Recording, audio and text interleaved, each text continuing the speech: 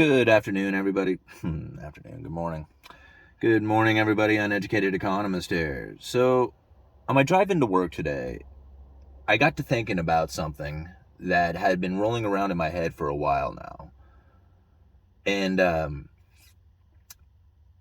trying to live life with integrity. Like, what does it mean to live life with integrity? I think, well, having a good understanding of morals, like, what you truly believe to be right and wrong, ethics, what society believes is right and wrong, and then your integrity, how you live your life, how you conduct yourself. Like, you can have a decent set of morals. I mean, your personal beliefs, right? Like, I feel like I have a moral obligation to not hurt anybody mentally, physically, or financially. I've failed at that at times. I didn't mean to. I don't like the fact that I did it, but it happened, and you face up to it. When I think about integrity, like, what does it mean to have integrity? Can you have integrity all the time? Or is there times when you lose your integrity or you fail to live life with integrity? What does that really mean? Would you behave if everyone was watching the same way? That's the question you should ask yourself. If I wasn't getting paid more, I wouldn't do it like this. Or maybe if I was paid more, I wouldn't be doing it like this. Is that integrity? Are you living truly the way you believe that you should? This is who I am. I hold back or I give more depending on the circumstances that I live in. Do I have a integrity mindset or a mindset towards living life with integrity when I conduct myself differently depending on how my mood is, how the mood of other people are? I question this all the time. Some days, where I wonder about the interactions I've had with people, and I think, man, am I really being honest with these people and my behaviors? Or was I faking it, putting on a show? Which one is my true character? Am I living life with that integrity? It's amazing how I can have this ability to turn on a show, answer the phone, and conduct myself completely different than the feeling that I truly have. Does that make me a good actor? Maybe. Maybe that's what life is all about, is acting so that people will have a perception of you. Is that living life with integrity? Do you want people to have a perception of you, of a character that you are not? Or do you want them to truly see you for who you are? You build up a character of yourself, you have to maintain that character. But if you just truly live with integrity and they accept you for who you are, then you can just live life as you are. See, it's easy to claim something that you're not and then try to prove that. Try to live up to that expectation that you've put the people's perception on. You say, I'm an outstanding person. I prove myself. I do all these things to show how awesome it is that I do. And you wonder at that point how awesome this person really is. You see their images that they put out there for people to see, but then it's another thing to just have somebody living life that you recognize doing it.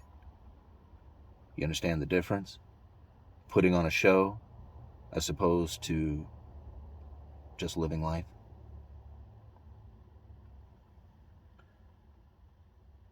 I think about, like, what it is to have ethics. Like, what is that? What does that even mean? Is that more of a matter of opinion? Is that a social consequence to your actions? You know, somebody can look at you and say, hey man, that is so unethical what you did. And I was like, that's your opinion, man. That's your opinion. I don't think this is. I don't think it is even the slightest, no matter what it might be.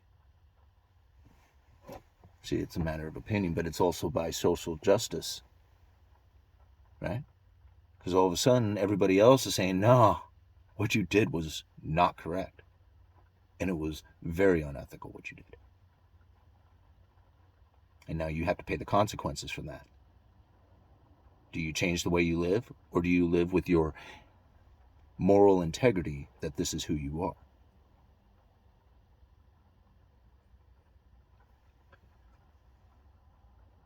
I think about this when you go into the idea of watching somebody build their life and their career and everything up. See, it's amazing when you watch young couples. They're the most amazing creatures on earth. So full of life and energy and hope and dream and ambition, and just everything is just so awesome. You know, it's scary, there's fear, there's uncertainty, my favorite word lately. But the excitement of this life is really like brings some joy, you know? And you see like the couples, they want to start this family, and the guy takes the career, you know, the husband, he's going to go off and make a bunch of money, buy the house and the cars, raise the family. And the wife's going to stay home and raise these kids, or, you know, put in as much effort to have a family. And time goes on, and, you know, everybody works real hard to put this together. You realize that as time goes on and you buy the house, and get the cars, build the savings, have the retirement, you did the things that you really didn't spend much time focusing in on each other. You're so focused in on building this career and raising the family and doing all kinds of things that didn't have you really focusing in on the center, but started focusing in outward. See, what happens is that when you struggle in the early days, everybody's focused in on the center, looking inward, paying attention to each other, wants and needs. As time goes on, things become more comfortable, the careers get built, the material possessions come in, and pretty soon you're not looking inward, but you're looking outward. You think, what happened here? Like, we went from struggling to not struggling, but now nobody's focused in on the center. They're focusing outward, and losing touch with each other. This happens, you know. I think about this because I hear a lot of times the problem with this world is the old rich white men. And I think, you know, they weren't always old rich white men. They were young, enthusiastic family man. And when they finally got that career built, they got the material possessions, built the house, they raised the family. And all of a sudden, he looks back and the family is just like, you didn't pay attention to us. You don't really love us. All you love is your job. All you love is your career. So they bail out, right? They bail out. Like, we're going to go find the things that we truly want in our lives, which is, you know, emotional connections and relationships. That old man, he realizes that he is an old man and that everything he did was all for naught because this career was built for them. They didn't even want it.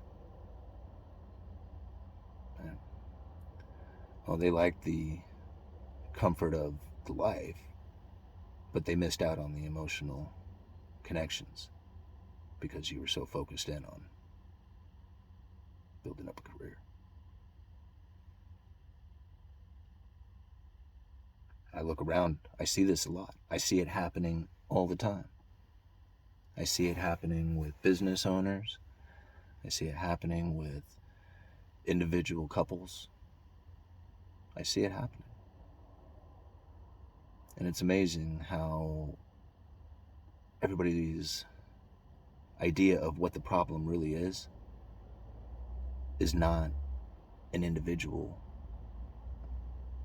It really has to do with the natures of economics. You have no other choice. You have to sacrifice yourself in order to provide this sort of life for your family, or they will suffer. And at the end, you get nothing for it. Or the chances of you having something for it are pretty slim. You'll have the money. You'll have the career. You'll have the power. But you won't have anything else.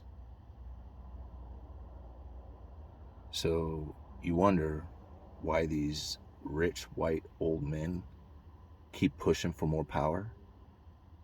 Because they don't have anything else to go for. Because everything that was good in their life is gone. So this is what they have left. Think about that. Uneducated economist. You guys let me know.